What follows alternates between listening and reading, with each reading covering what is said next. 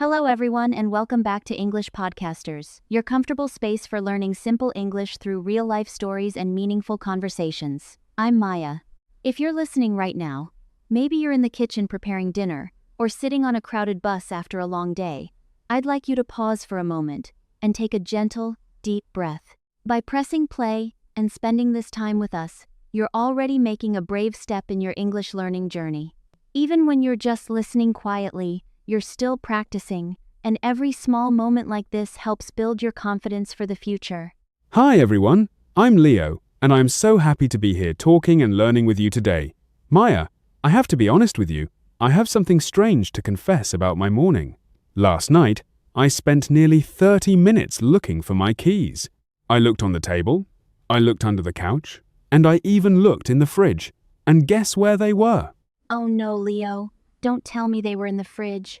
No, they were in my hand. I was holding my keys while looking for them. Leo, that is honestly impressive. Your talent is wasting time in creative ways. But you know what? That may be the funniest thing I've heard all week. Wait, did you hear what Maya just said? She said, that may be the funniest thing. Exactly. And that is the perfect start to today's lesson. Today, we are learning how to use words like may, might, and perhaps to guess in English. These words are so powerful because life is not always 100% certain. In real life, we are often unsure, and we need soft words to express our thoughts without feeling the pressure to be perfect. I love that. Many learners feel that English is like a test where they must always have the correct answer. But in life English, it is okay to guess. Before we dive into our magic words for today, we have a small friendly request. If this podcast helps you feel even a little more understood or confident, please subscribe to English Podcasters and click the like button. It really helps our family of learners grow, and it tells us that you want more lessons that help you speak from the heart. So, let's start with our first word, may. Leo, in simple words, what does may usually mean to you? To me, may often means something is possible. We use it when something has a chance of happening, but we aren't 100% sure. For example, if I look at the window and see a few grey clouds, I might say, it may rain today. Perfect. It means maybe it will rain, maybe it won't. It sounds very thoughtful and neutral. May is also a little more polite or formal than just saying maybe. You can use it for people too. For example, she may come to the party tonight. I notice that may is also used when asking for permission, right? Like, may I come in? Yes, that is another great use of it. But for today, we are focusing on how to use it for possibility. Listeners, try this with us. Think of a friend who is late. You can say, he may be stuck in traffic. It sounds much more natural than trying to build a long, difficult sentence. Okay, so may is for possibility. But what about today's second word, might? Are they the same? They are very similar, Leo. Almost the same. But there is a subtle difference in feeling. Might usually sounds a little less certain than may.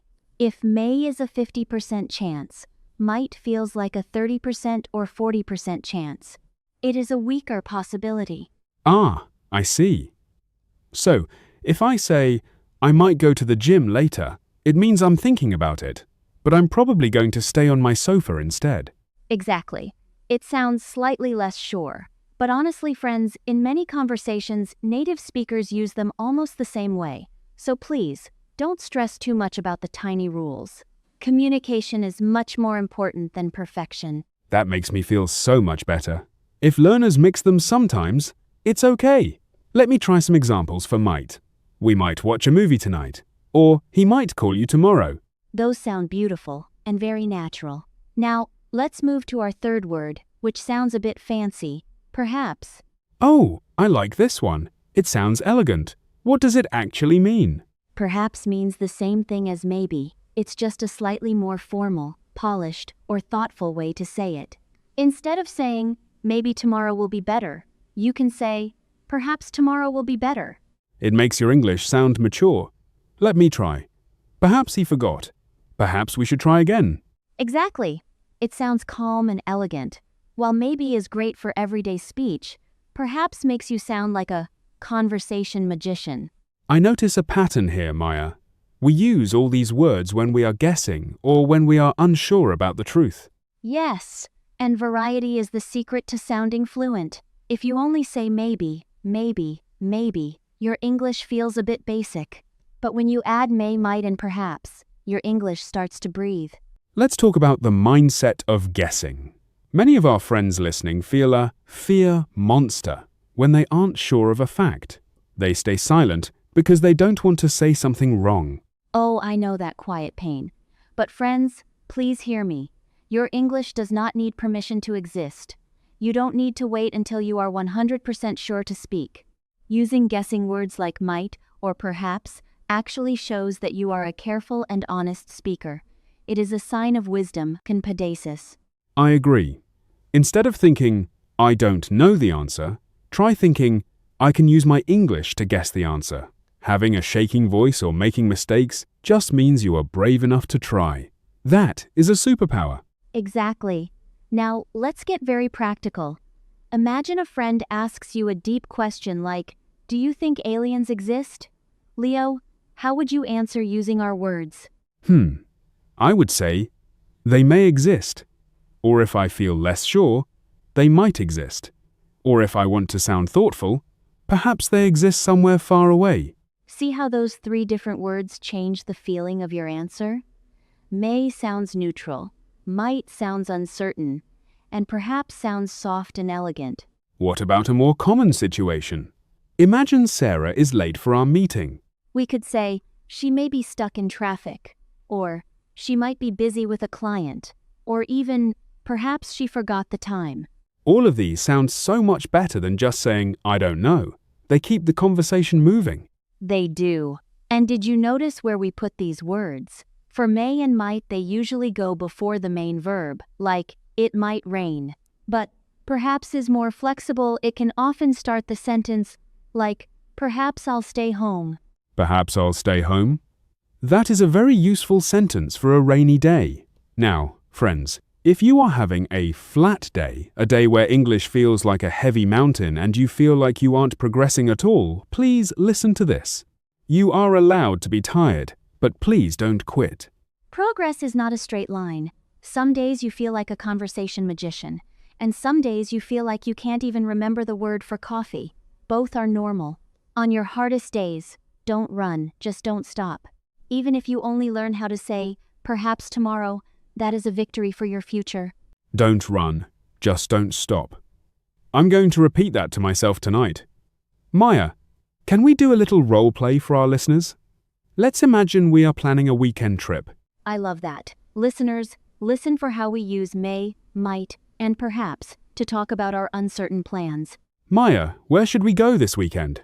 Perhaps we should go somewhere quiet, like the mountains. We may go to the mountains, but I heard the weather might be bad. True. We often have bad luck with the rain.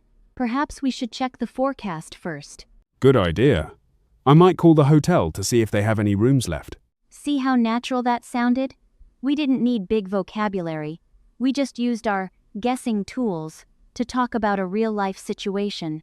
It feels like English is not just about facts. It's about connection and showing how you feel about the future. It truly is. When you use perhaps or might, you are giving space to the other person. You are saying, I am not 100% sure. What do you think? That is very kind and polite communication. Maya, before we wrap up, let's give our listeners a very simple challenge to build their confidence.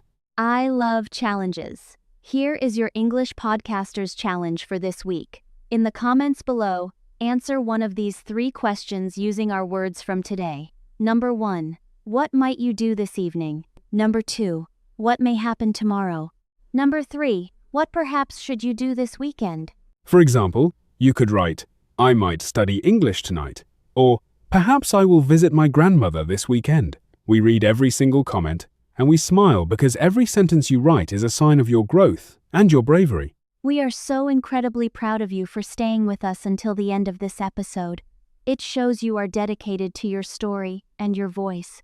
Remember, English is not just about being correct. It is a tool for connection, empathy, and understanding. Take small steps. Use your soft words. Don't be afraid of the silence. And don't be afraid to guess. You are closer than you think, and you are doing better than you realize. We'll see you in the next episode of English Podcasters. Keep speaking, keep growing, and always remember, even a whisper counts as a victory. Bye-bye, everyone. Have a wonderful, brave day. Bye. Take care of yourself.